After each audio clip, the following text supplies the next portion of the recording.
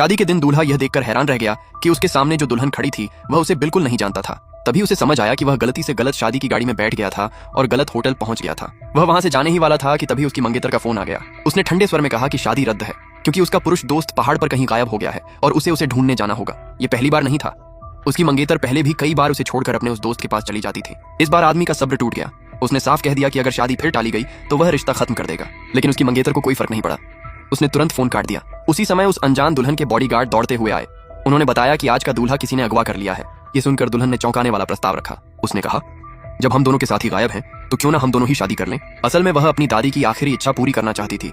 उसकी दादी ज्यादा दिनों की मेहमान नहीं थी और वह अपनी पोती की शादी देखना चाहती थी। दुल्हन ने 1 साल की कॉन्ट्रैक्ट मैरिज के बदले 50 लाख रुपए देने की भी बात कही। पहले तो आदमी ने मना कर दिया, लेकिन तभी उसके भाइयों का फोन आया। उन्होंने बताया कि उसकी मंगेतर के परिवार ने उन्हें शादी से निकाल दिया और सबके सामने उनका अपमान किया। वे बार बार आदमी को लालची और पैसे का भूखा कह रहे थे।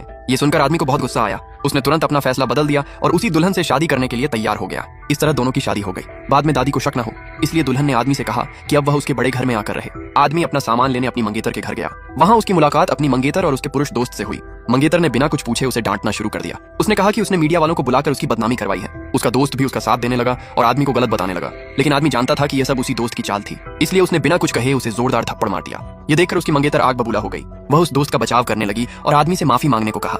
तब आदमी ने साफ कह दिया कि अब उनकी सगाई खत्म हो चुकी है। उनके बीच अब कोई रिश्ता नहीं है। लेकिन मंगेतर को लगा कि वह सिर्फ गुस्से में ऐसा बोल रहा है। दूसरी तरफ उसका दोस्त मन ही मन खुश हो रहा था। उसे लगा कि अब आदमी रास्ते से हट गया है और वह मंगेतर के और करीब आ जाएगा। लेकिन उसे नहीं पता था कि मंगेतर की कंपनी की सफलता के पीछे असली वजह यही आदमी था। जब आदमी अपना सामान लेकर घर छोड़ने लगा तो मंगेतर ने कहा, अगर तुम आज चले गए तो कभी वापस मत आना। लेकिन इस बार आदमी सच में चला गया। उसने पीछे मुड़कर भी नहीं देखा। घर छोड़ने के बाद उसने तुरंत अपने लोगों को आदेश दिया कि उसकी मंगेतर की कंपनी को मिलने वाली सारी मदद बंद कर दी जाए। इसके बाद वह अपनी नई पत्नी के परिवार की बैठक में पहुंचा। उसकी पत्नी की दादी उसे बहुत पसंद करती थी, लेकिन पत्नी के चाचा को लगता था कि वह परिवार की संपत्ति पर नजर रखता है। इसलिए उन्होंने उसे एक मुश्किल काम दे दिया। उसे चेनडोंग ऑक्शन हाउस से परिवार का पुराना बकाया पैसा वापस लाना था। यह काम लगभग नामुमकिन माना जाता था।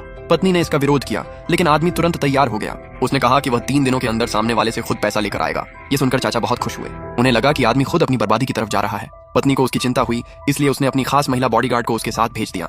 दोनों जल्द ही ऑक्शन हाउस पहुंच गए। आदमी ने कहा कि वह भी अंदर चलेगा क्योंकि वह लड़ाई करना जानता है, लेकिन महिला बॉडीगार्ड ने उसकी बात पर विश्वास नहीं किया। उसने उसे कार में इंतजार करने को कहा और खुद अंदर चली गई। कुछ देर बाद आदमी को उसके एक आदमी का फोन आया। उसे बताया गया कि आज ऑक्शन हाउस ने एक बहुत बड़े मार्शल आर्ट्स मास्टर को सुरक्षा के लिए बुलाया है। यह सुनकर आदमी को खतरे का एहसास हुआ।